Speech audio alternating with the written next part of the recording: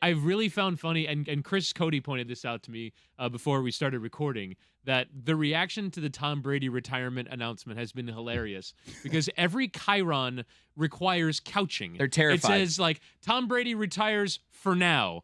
Tom Brady says quote, he's retiring. Says he's retiring. For good. Everything needs a qualifier because nobody believes him. Nobody believes him. We don't believe that this is over. I really thought, David, that Meadowlark Media distinguished itself yesterday with what I believe to be the worst real-time news reaction to a major story in the history of media, because he retires and the reaction of everyone in the room, I mean, this is a great, great player, important in sports, was don't believe him, liar, don't trust him. And it seems like we were out in front with that coverage because it seems like that's what everyone's reaction is. Yeah, so it happened while I was live. So Nothing Personal is done live on Monday, Wednesdays, and Fridays at 8 a.m. on our YouTube channel. And it happened. Coca got in my ear, the producer, to say Tom Brady just retired. And he gave me the video, and we played the video of his Twitter right on the show. My first reaction is that he's so full of it, not that he's going to come back, but that he woke up, saw the sunrise, and said, all right, I'm just going to do the video, and I'm retiring now. And then he's trying to double down by saying, I called the Tampa Bay Buccaneers at 6 a.m. to tell them. What do they have, their phones not on vibrate? He happened to reach people right at 6 a.m. There is no chance that happened, but I will say it is for good. He looked at his past season. He looked at his team. He realized that he just can't do it.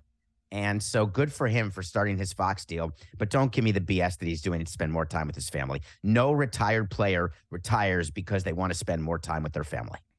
But you can very easily make an argument that the struggles that he had last season were because he was playing on a bad team. That team was bad. If you actually isolate his individual performance, which some websites attempt to do, his individual performance wasn't terrible. And the thought was, well, he can go to San Francisco or he can go to this place or that place that could actually accentuate his skill set and he can maybe keep going. And I always thought that his thing was defying age and that he was going to keep going and going, and he still performed at a reasonably high level this year. And that's why I think nobody believes him, is because people think he's going to keep doing that.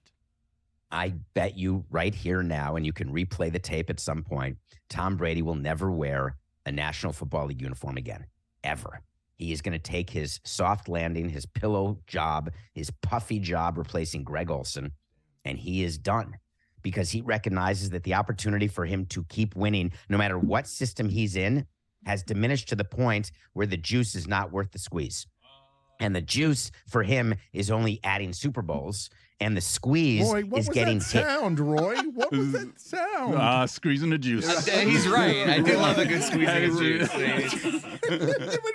You're off mic longing for juice or squeeze juice? He didn't even know that Woody's mic was on. I That knew was it was just on. I Roy's knew it was reaction. on. No, I knew. Soundproof glass, just longing for juice squeeze. It's an Squeezing the overused. juice. It's an overused expression. Not enough. It's not overused. I could say the view is worth the climb, but the reason I use juice squeeze in this case is because he spent his entire season trying not to get squozen. And so when you're analyzing his ability to do his job, if you're not willing to get hurt and you play not to get hurt, that's actually when it's the most dangerous. Well, what do you do? What are you doing there? Hold on a second. You're saying he's retiring because he doesn't want to be hit anymore?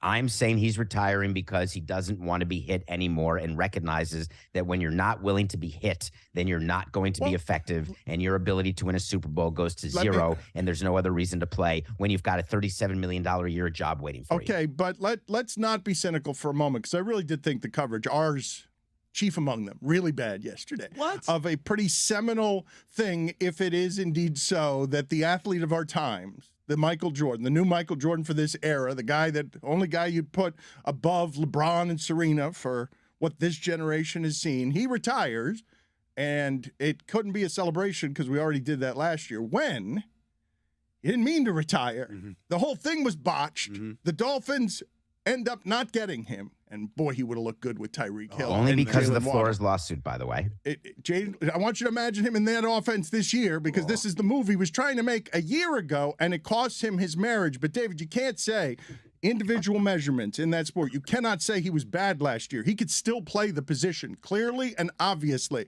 And if I give him all the 49ers weapons, I bet you he looks good. I do not believe that it's because he thinks he can't play or doesn't want to be hit anymore. I believe it's because the last year was really hard. And at the end of it, he's really drained. And if you ask people right now when they're hurting at the end of a season, Aaron Rodgers sounded broken when his season was done. This guy has only won his entire career. I think he's totally done, and I don't think he'll be back. But also, he'll be Wait, so 46 what are you saying, next Dan? year.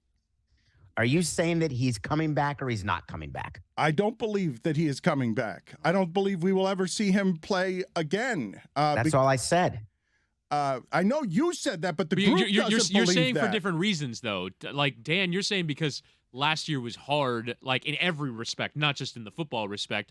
Whereas I think David is saying it's because of the hits he's going to incur. And by the way, I agree with a portion of that, David, because you did see him escape at every possible opportunity from getting hit and not stand in there and take the punishment. His sack total was fairly low this year, and a lot of that has to do with the fact that he did not want to get hit. And they changed the rules to make it so even touching him would be a penalty, by the way. But can we go back to the family thing, Chris? Are we suggesting in any way that he got divorced because he played an extra year with Tampa? I think a lot of people have made that leap. A lot of people have said he was sort of, he was married to the job. He wouldn't give it up when Giselle wanted him to give it up 4 years ago. And this has been a long tension in their marriage. And finally it led to the end of it. What are you laughing at, David? I'm laughing. It's so ridiculous. She didn't want him to give it up. Be home, Tom. Drive our kids to school. Be the present father that you always dreamt you'd be. What she was really saying is, I don't want you anywhere near me. Their marriage had nothing to do with him playing an extra year. Marriages don't break up because someone stays at a job for one extra year. Their marriage breaks up like other marriages break up because they can't stand each other anymore. That's it. And they're better off and they're happier with somebody else or with nobody else, but just not the person they're married to. It has nothing to do with the fact that anything happened with Tampa or New England, or was he going to be back? Was he not going to be back? Giselle angry, so she leaves him for her yoga instructor because he's playing another year.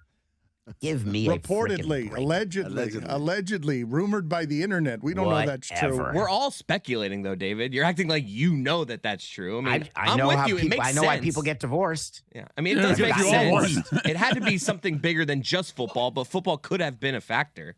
Everything's a factor when you can't stand the person you're married to. You don't like the way they brush their teeth anymore.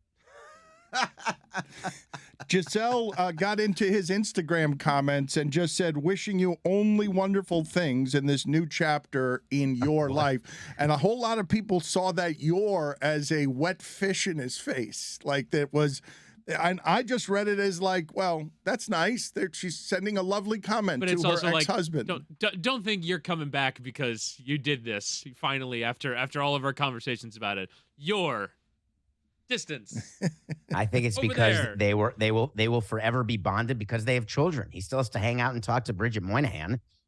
It's what you do when you get divorced and have children. No matter what, you are inextricably aligned with the mother of your child or the father of your child or children when there is a divorce. No matter what, unless you're a piece of shit and you just abandon your family altogether.